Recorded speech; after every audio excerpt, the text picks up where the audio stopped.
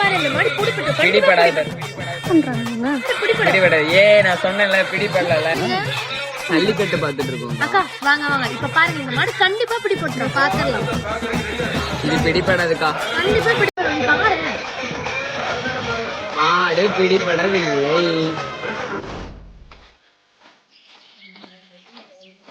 என்ன பண்றீங்க? சரி வாங்க. இருங்க இருங்க இருங்க இருங்க. என்னக்கா பிரச்சனை? என்ன ஆச்சு?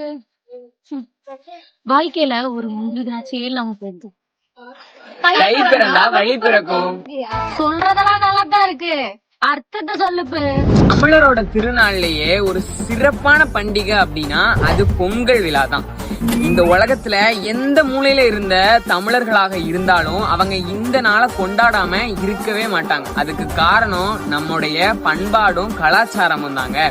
அது மட்டும் இல்லாம இந்த நாளுக்காக வெளியூர்ல இருந்து நிறைய பேர் அவங்களோட சொந்த ஊருக்கு போய் அங்க அவங்களோட சொந்த பந்தங்கள் எல்லாம் பார்த்து இந்த பொங்கல் திருவிழாவை கொண்டாடுறாங்க அப்படின்னா அது சும்மா ஒரு கிரேட் தான்.